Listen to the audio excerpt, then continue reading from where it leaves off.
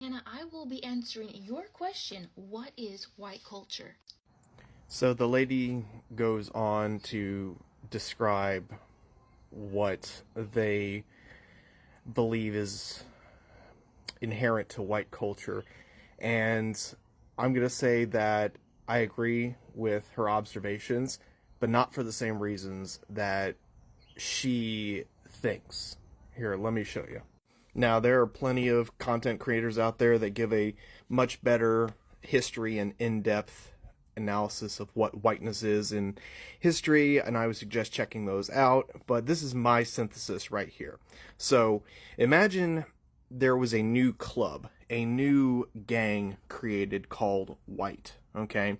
And to be in this gang, you have to adhere to qualifications and values to be in this club. Okay, because at one point in time in history, Italians and Germans and various other European ethnic groups were not really considered white as they were back in the old days. You know, they had the words like the slurs like Polacks and things like that, and now later they became white. So first, in America specifically, and now it changes with the different countries that colonize the world, but here in America, that specifically is English, okay?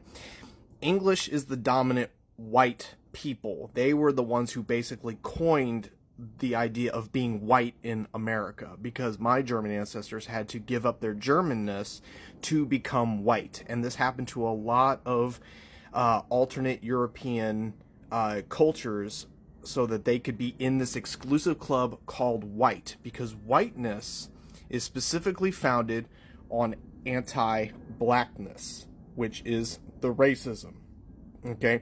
And now also anti-poor, which is classism, and the sense of purity, the colorism, because even in England, the rich white elites were pale because they would not go out in the sun, because dark skin was associated with labor and labor was associated with peasantry. And this is this purity culture that is associated with white elitism, which is all about white supremacy. Now, going on the rich, you have to be rich to be white, and to be rich you have to be a capitalist, because the capitalist will exploit the cheap labor of the poor and anybody who is not white. This in turn was also reinforced by the doctrine of discovery by the Catholic Church, and that's why we have Christianity.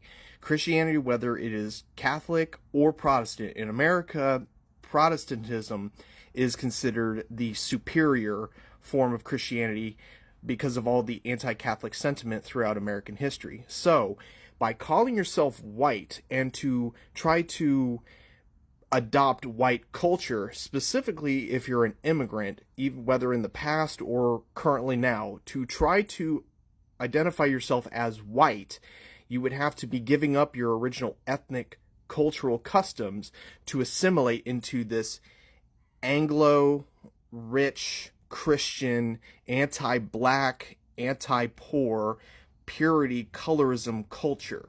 And the closer you get to adopting these qualities and values, the closer you are to white.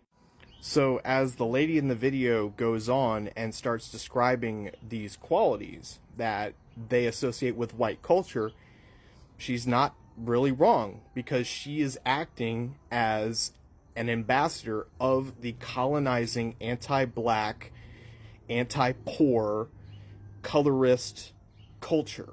You know, she showed her, racial mix-up, which is another thing that is in whiteness, to try to show your racial makeup, to justify your place in the proximity to whiteness.